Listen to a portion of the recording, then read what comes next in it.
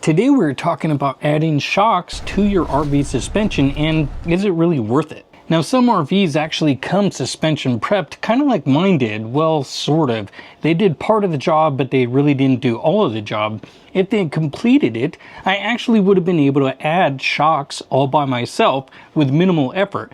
This makes it super cheap, as it's only about $200 for a pair of 4 shocks. But the one thing they did add was the shock plate, or it's really just a leaf spring plate on top that extends out farther. This allows you to add a shock to it. So if you already have this done, this is where all the labor is. So it can be extremely cheap to add shocks just by adding a bracket. This is where mine was suspension prepped, sort of, because they didn't weld the top bracket on there. It was supposed to be there, but it looks like somebody maybe missed it or just didn't finish the job. So I went to a local shop to have them install the upper brackets, and honestly, because the bottom plates were already there, most of the labor is taken out. So in the end, this actually cost me less than $700 for labor and parts. So later in the video, I will show you some side-by-side with the shocks installed and before they were installed, just to kind of give you an idea of how the axles move back and forth and in and out, and also the extra jarring that you see before the shocks were installed.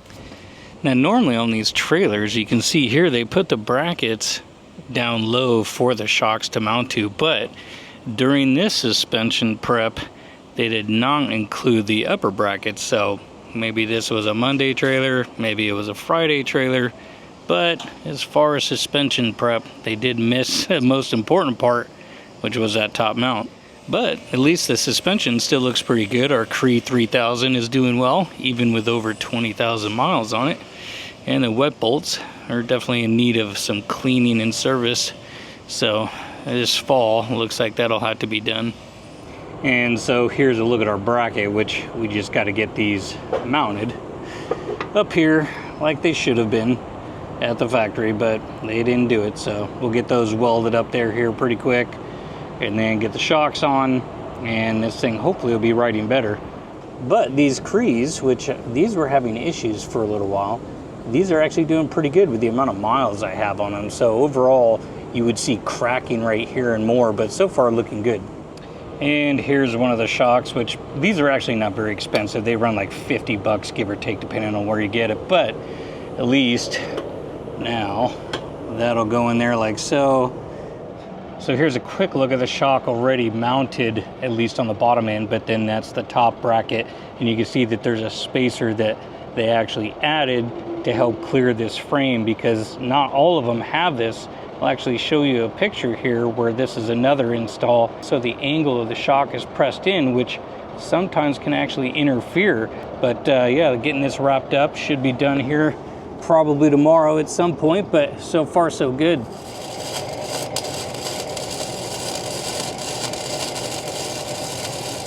And we now have the finished product, as you can see here. Now, one thing that we did do different from the factory, because one thing is that if you look at some of the factory suspension on these things, the shock is like way angled, like at a 45 degree.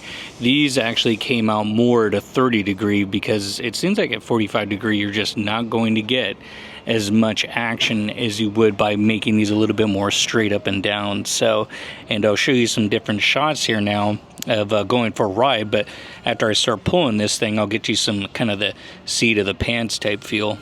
And they even cleaned up all my Zerk fittings to, you know, grease up the wet bolts and stuff, so that was actually kind of nice. But I think the next upgrade I will be doing, not that I need to do it now, but on a new vehicle, you can see how I have another hole here. This is so I can raise the trailer, and I will be adding some crossbars, because these axle hangers, you'll put too much tension on them, you'll rip them right off of there. And you guys have probably seen that if you pay attention to other, you know, RV trailer videos. You'll see that the axle hangers, they end up ripping off of the frame up there. So we'll add some crossbars after I lift this, because the new trucks are so much higher. I want to still try to make sure that my travel trailer stays level while I'm towing. So I was picking up my trailer, and look what we have right next to it, the new GMC. I'm pretty sure it's a 25, it could be a 24, but it is the AT4 model. And here's one of the things I really like about this new truck is look how much room there is. You see right here? Okay, well, I take my truck on a lot of off-road spots. You see the difference there? See how there's a lot less clearance on the front. Now, these trucks do sit a little bit higher. I mean, the body itself is also taller, but it also sits about a good inch higher. Now, one thing why I like that is because, again, if you look at the front of my truck down here, look at that. That is another one of the air dams that I have now crumbled because of some of the places I like to go. Is just there's a lot of debris, there's rocks and everything at some of the locations I go to. So, and some people remove it, but believe it or not, if you do remove those, you actually see a decrease in your miles per gallon. You will lose about an overall of at least 1 mile per gallon from what a lot of other people have tested after taking them off. And you can see how that one there just has kind of like the little air dams right in front of the wheels to help with the turbulence, to help maintain some of that miles per gallon. But look at the difference in size though when we're loaded. Just kind of come over here. If you take a look, I mean, I've been kind of looking at this I sit just a little bit lower. He's about 1 inch. So, because this is something I've been curious about, I'm about 1 inch lower. I would say a good inch, depending on the ground level. I mean, it all looks relatively close to the same. He is on the dirt. So, and I'm also on the dirt down here. But another thing too is that I'm using the Anderson hitch, the older model. The newer model sits also about 3/4 of an inch taller. So if you come over here, he's also using the same hitch. So you can see this kind of is one of the cool things is that I can compare this truck with my truck.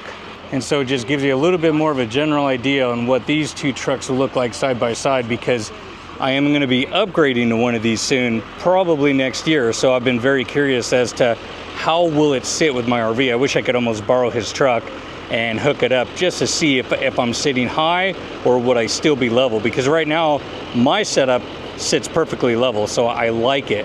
And that's actually one of the reasons I haven't bought a new truck, is because I don't want to have to mess with the adjustments, because I don't know how much room I get. Again, talking about the axle hangers in the back, if I raise it, will it be enough to compensate for a newer vehicle like this? But look how nice that truck is. Such a good truck. I do like the AT4 mainly because of the difference too. So this is really cool. Man, it just makes me want a new vehicle that much sooner. Okay, so we're gonna do a seat of the pants type feel, and what we're gonna do is go down the exact same roads that I went down before I put the shocks on. And so we'll turn down this street here, and honestly, I could almost tell a difference in that turn right there, because I've taken that turn several times before, and just the trailer kind of sway, how it'll tip, you know, on a corner. That right there already seemed like the trailer just kind of wanted to turn a little bit flatter.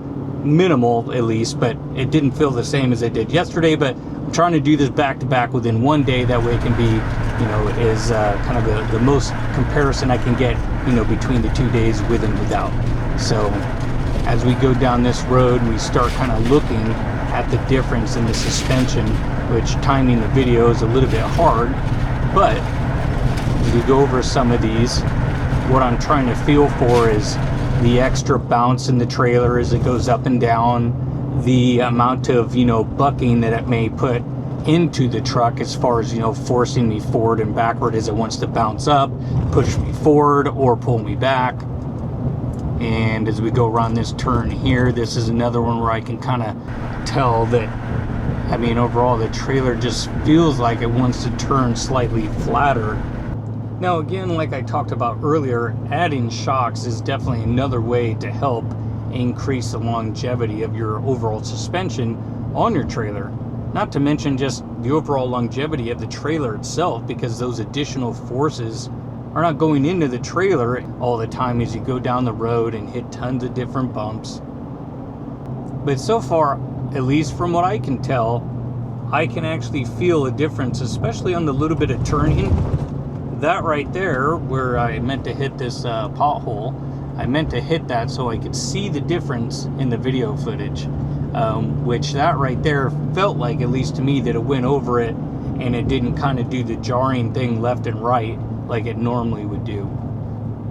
Now, of course, this might just all be my, you know, perception, but I'm trying to, you know, I've tested a lot of different things before, so I try to use my experience doing that and a seat of the pants type feel. Obviously, you're not going to change the way the truck feels.